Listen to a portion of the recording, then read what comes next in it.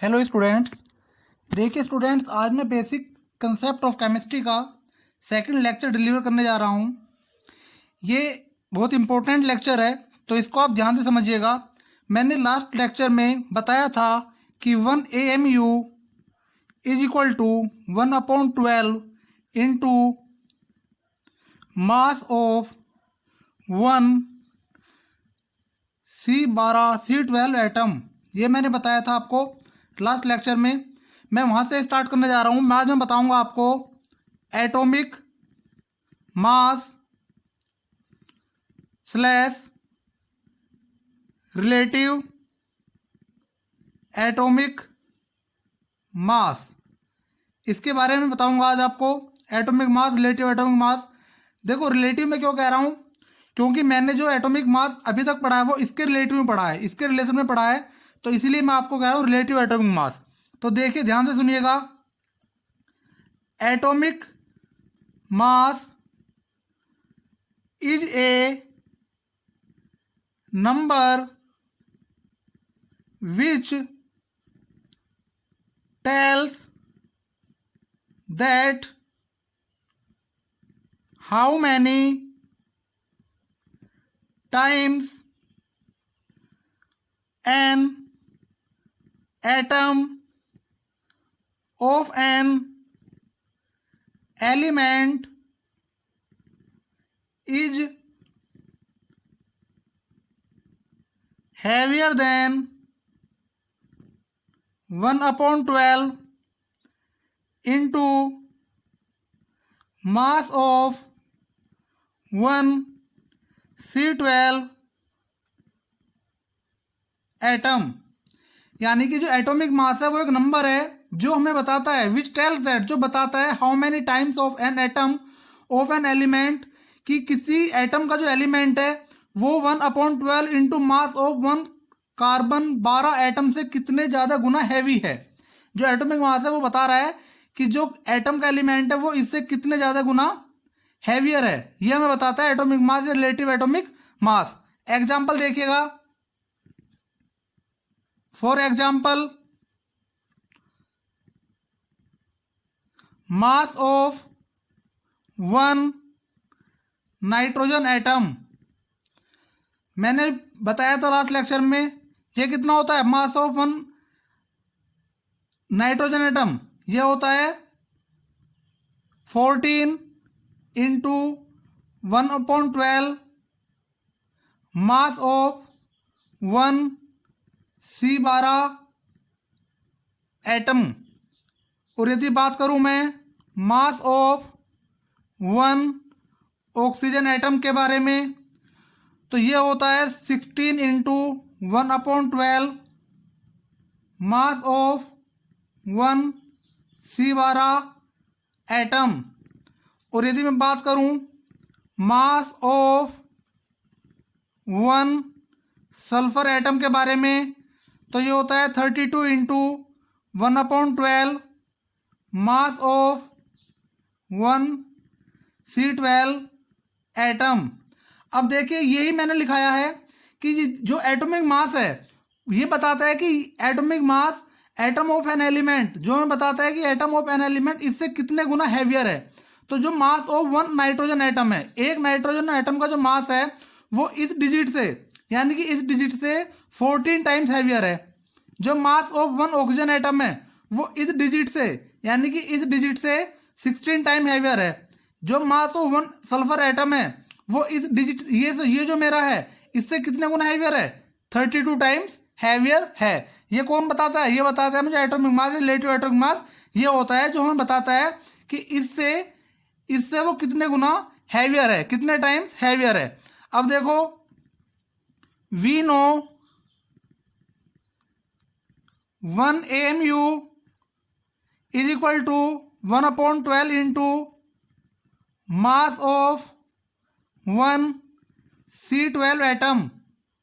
ये हम जानते हैं, तो इसीलिए देखिएगा, mass of 1 nitrogen atom is equal to 14 AMU, mass of one oxygen atom is equal to 16 AMU, mass of one sulphur atom is equal to 32 AMU। अब देखो ये जो AMU है, अब हम क्या कर सकते हैं कि हमारे पास तो उस वक्त हमारे पास नहीं था, बहुत पहले की बात बता रहा हूँ आपको 1960 की, लेकिन अब हमारे पास मास स्पेक्ट्रोमीटर एक इंस्ट्रूमेंट होता है, मास स्पेक्ट्रोमीटर, जो हमें AMU की करेक्ट वैल्यू देता है। तो मैं अभी फिलहाल की बात कर रहा हूँ। Now calculated the atomic mass unit from mass spectrometer. अब हम एटॉमिक मास यूनिट AMU को किससे, मास स्पेक्ट्रोमीटर से कैलकुलेट कर सकते हैं। बेटा जब आप बड़ी क्लास में जाओगे तब आप मास स्पेक्ट्रोमीटर के बारे में वहां सीखोगे। तो देखो तब जब हमने एटॉमिक मास यूनिट को मास स्पेक्ट्रोमीटर की हेल्प से इसको कैलकुलेट किया, तो ये जो हमारे निकल कर आता है उसकी मैं वैल्यू बता रहा हूं। अभी देखो अभी हमने सीखा कि 1 AMU is equal to 1/12 into mass of 1 C12 atom and mass of 1 C12 atom is equal to, जब हमने मास स्पेक्ट्रोमीटर की हेल्प से इसको कैलकुलेट किया, जो ये आइसोटोप है C12 कार्बन का आइसोटोप, इसका मास कैलकुलेट किया तो वो हमारा आता है 1.99 इंटू 10 की पावर -23 ग्राम। इसीलिए 1 AMU is equal to 1.99 into 10 की पावर -23/12 आ जाएगा। और हम इसको कैलकुलेट करेंगे 1.66 इंटू 10 की पावर -24 ग्राम, या हम इसको कहते हैं 1/Na ग्राम। हम इसको कहते हैं 1/Na ग्राम, या तो 1.66 इंटू 10 की पावर -24 ग्राम इक्वल होता है 1/Na ग्राम। अब देखो ये Na क्या है, where Na is equal to Avogadro number. इसको हम कहते हैं Na को एवोगैड्रो नंबर, जिसकी वैल्यू होती है 6.023 इंटू 10 की पावर 23। ये इसकी वैल्यू होती है एवोगैड्रो नंबर की। तो देखो अब हमें यहाँ से क्या 1 AMU जो हमारा कैलकुलेट होगा आया 1.66 इंटू 10 की पावर -24 ग्राम, या 1/Na ग्राम। ये हमने यहाँ सीख लिया है कि 1 AMU जो इक्वल टू होता है वो होता है 1.66 इंटू 10 की पावर -24 ग्राम, या 1/Na ग्राम। तो देखिए अब आगे सीखिए, इसे आप बहुत इंपॉर्टेंट चीज सीखने वाले हैं। 1 AMU इसके इक्वल होता है, आगे देखिएगा,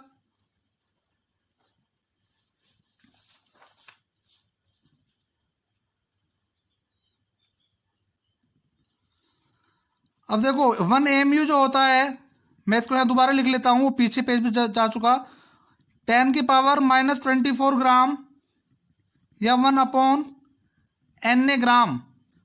अब बताइए यदि मुझे मान लीजिए मास ऑफ 1 नाइट्रोजन एटम देखना है, मुझे मास देखना है किसका, 1 नाइट्रोजन एटम का, तो वो मेरा कितना था, अभी मैंने बताया 14 AMU था। तो 14 इंटू 1.66 इंटू 10 की पावर -24 ग्राम में कर दूंगा। AMU को मैंने कैलकुलेट कर लिया, मास स्पेक्ट्रोमीटर की हेल्प से इतना आता है। तो एक नाइट्रोजन का मास हुआ ये। अब यदि मुझे मान लीजिए मास ऑफ 1 ऑक्सीजन एटम, इसका मास देखना है, तो ये होगा 16 AMU होता है, मुझे पता है। तो ये होगा 16 इंटू 1.66 इंटू 10 की पावर -24 ग्राम। अब यदि मान लीजिए मुझे मास ऑफ 1 सल्फर एटम का देखना है, तो ये होगा 32 AMU, यानी कि 32 इंटू 1.66 इंटू 10⁻⁻24 ग्राम, ये होगा। ये बहुत आसान है, मैं सब सिखा रहा हूँ आपको। तो देखो अब हमें क्या करना है, यानी कि जब आपको सिंगल एटम का मास लिखना है तो हम वहां एमयू में लिखेंगे, इस बात का ध्यान रखना। When you have right the mass of single atom, right in MU. यानी कि जब हमें सिंगल एटम का मास लिखना है तो हम उसमें किसमें लिखेंगे बेटा, एमयू में।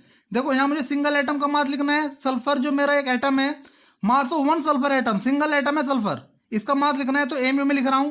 इसका मास लिखना है सिंगल ऑक्सीजन का तो एमयू में लिख रहा हूं। नाइट्रोजन सिंगल है, इसका मास लिख रहा हूं तो मैं एमयू में लिखता हूं। तो देखो ये मैंने आपको एटॉमिक मास और रिलेटिव एटॉमिक मास के बारे में बताया।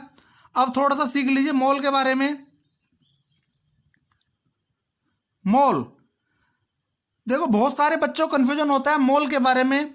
मैं बिल्कुल एक बहुत आसान सी आपको ट्रिक बताऊंगा, बहुत आसान सा इसे बताऊंगा ताकि आप सीख लो। 1 मोल यदि आपको कहीं लिखा मिल जाए 1 मोल, तो उसका मतलब समझिए 0.23 इंटू 10⁻23 पार्टिकल है।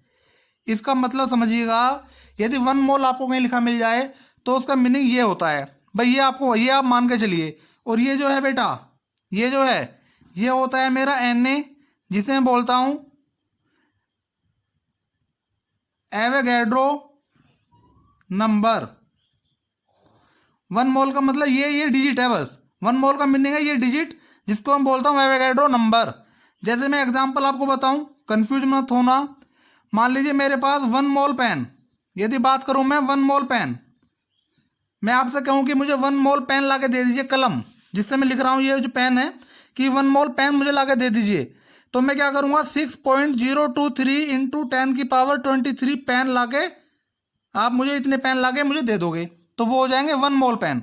यदि आपसे मैं ये कहूं कि मुझे 1 मोल, मान लीजिए चेयर लाके दे दीजिए, मुझे 1 मोल चेयर चाहिए, तो आप क्या करोगे 6.023 इंटू 10⁻23 चेयर मुझे लाके दे दोगे, ये हो जाएंगी 1 मोल चेयर।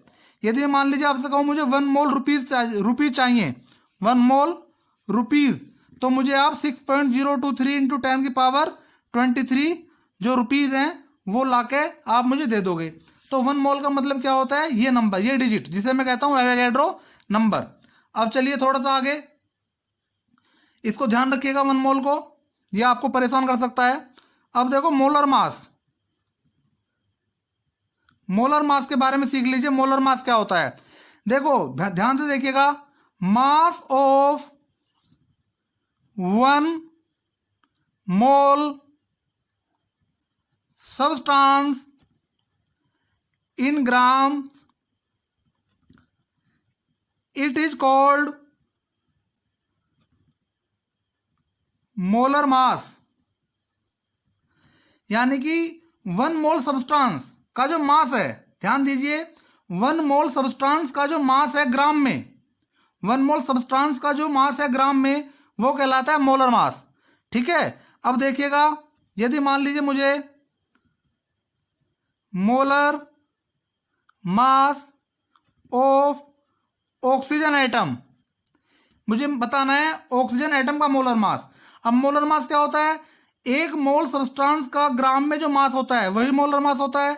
तो मुझे बताना है molar mass of oxygen atom, तो ये क्या होगा, ये होगा मास ऑफ 1 मोल ऑक्सीजन एटम। भाई देखो ऊपर क्या लिखा है, मोलर मास, ये क्या होता है, 1 मोल सब्सटेंस, 1 मोल सब्सटेंस का जो मास है ग्राम में वो होता है। तो यदि मान लीजिए मैं ऑक्सीजन के मोलर मास की बात कर रहा हूं, ऑक्सीजन एटम के, तो ये होगा मास ऑफ 1 मोल ऑक्सीजन एटम।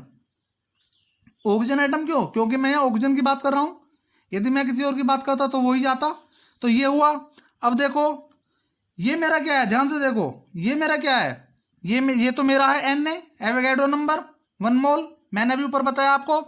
तो देखो ध्यान से देखो, molar mass of oxygen atom is equal to, ये तो 1 मोल निकल जाएगा अलग, is equal to mass of one oxygen atom, one क्यों, क्योंकि वन की बात कर रहा हूं, मास ऑफ ऑक्सीजन एटम, ये मैंने नीचे लिख लिया, मास ऑफ कितना oxygen atom, one oxygen atom into Na, Avogadro number, इस तरह से मैं लिख लिया। अब देखो मास ऑफ वन ऑक्सीजन एटम कितना होता है, मैंने भी सीखा है ऊपर, ये देखो मैं आपको दिखा रहा हूं, मास of one oxygen atom 16 AMU होता है। तो देखिए ये होता है कितना, 16 AMU इंटू Na।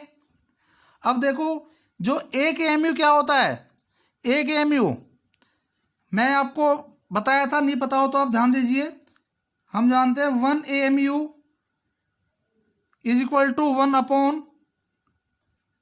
ग्राम, 1/Na ग्राम। ये देखिएगा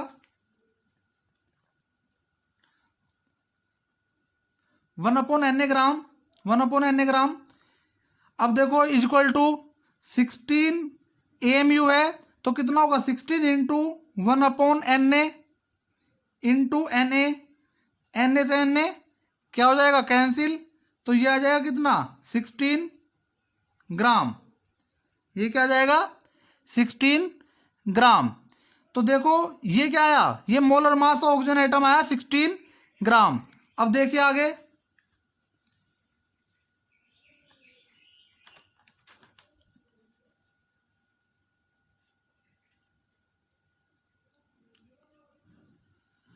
अब यदि मैं मान लीजिए मास ऑफ वन नाइट्रोजन एटम की बात करूं तो वो कितना आता है, 14 AMU।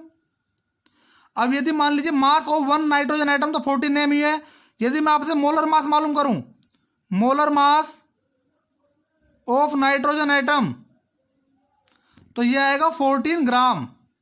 जैसे मैंने भी बताया था आपको,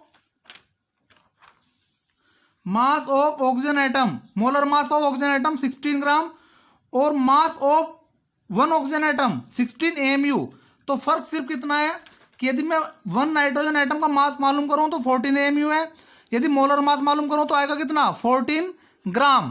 कैसे, मैं इसको देखो बार बार नहीं बताऊंगा, 14 इंटू 1/Na, 14 इंटू 1/Na और इंटू Na, जो भी बताया था Na से Na कट जाएगा तो 14 ग्राम आ जाएगा, जैसे ऑक्सीजन के बारे में बताया था।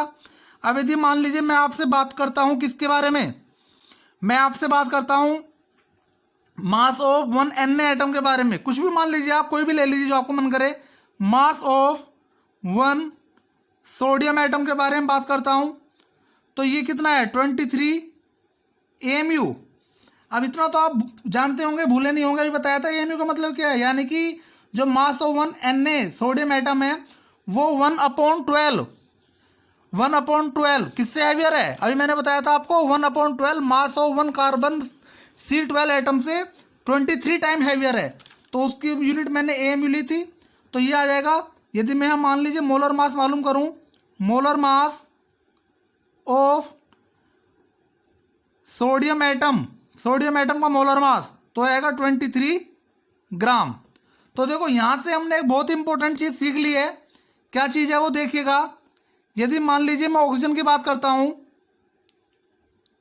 यदि आपको लिखा मिल जाए AMU, जैसे ऑक्सीजन है तो ऑक्सीजन का जो एक ऑक्सीजन एटम का जो मास होगा वो होगा कितना, 16 AMU। ये 16 AMU क्या है, ये है मास ऑफ वन ऑक्सीजन एटम। एक ऑक्सीजन एटम का जो मास है, वन ऑक्सीजन एटम का जो मास है वो कितना है, 16 AMU।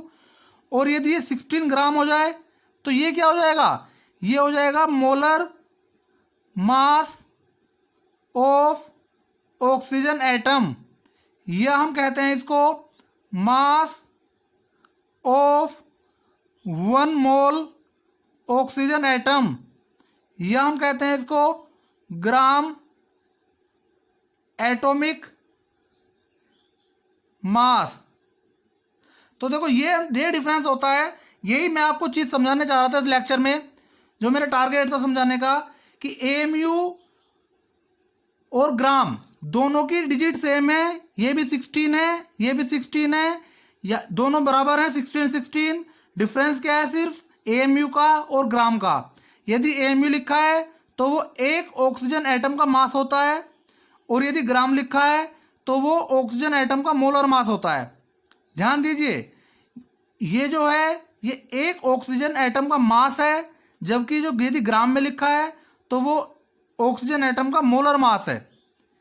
ठीक है, ये मास है और ये मोलर मास है, और इस मोलर मास को हम मास ऑफ 1 मोल ऑक्सीजन एटम भी कह सकते हैं, या ग्राम एटॉमिक मास भी कह सकते हैं। तो देखो, मैंने आपको वो चीज़ बताई है बेटा, बिल्कुल बेसिक में जाके, बिल्कुल स्टार्टिंग में जाके, कि अधिकांश बच्चों को एएमयू और ग्राम का डिफरेंस मालूम नहीं होता। यदि मान लीजिए उनसे मालूम किया जाए कि मोलर मास और मास में क्या अंतर है, तो देखो यदि ग्राम में है तो वो मोलर मास है, और यदि वो एएमयू में है तो वो क्या है, मास है किसका, एक सिंगल एटम का मास है।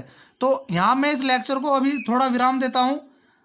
अगले लेक्चर में मैं आपको बताऊंगा, टॉपिक मैं आपको लिखवा रहा हूँ मोलिकुलर मास, आपको बताऊंगा नेक्स्ट लेक्चर में मोलिकुलर मास, जो बहुत इंपॉर्टेंट है इस यूनिट के लिए। तो नेक्स्ट लेक्चर में मैं आपको डिलीवर करूंगा मोलिकुलर मास। तब तक आप थोड़ा सा प्रैक्टिस कीजिए, जो मैंने चीज़ें सिखाई हैं इनको तैयार कीजिए। देखो, बहुत ज़्यादा कोई मुश्किल नहीं है, थोड़ा सा आपको यहाँ लगेगा कि आप 10th स्टैंडर्ड से आए हैं तो थोड़ा अटपटा आपको लग सकता है, लेकिन यदि आपने मोल कंसेप्ट सीख लिया तो बेटा ये आपका 11th हो या 12th हो या कोई भी कॉम्पिटिशन हो, उन सब में बहुत इंपॉर्टेंट एक रोल प्ले करेगा आपके लिए। तो यहाँ धीरे धीरे सीखिएगा, टॉपिक बाय टॉपिक मैं आपको करा रहा हूँ, मैं आपको कुछ नहीं छुड़वाऊंगा, टॉपिक बाय टॉपिक में एक एक टॉपिक बाय आपको सब कुछ कराऊंगा। तो तब तक आप प्रैक्टिस कीजिए। मैं नेक्स्ट लेक्चर में मोलिकुलर मास डिलीवर करूंगा, मोलिकुलर मास को कैलकुलेट करना सिखाऊंगा। तो आप इसके नोट्स बनाइए, आप प्रैक्टिस कीजिए। अब हम जो है नेक्स्ट लेक्चर में आपसे मिलते हैं, तो तब तक के लिए आप स्टडी करो। Okay, bye bye.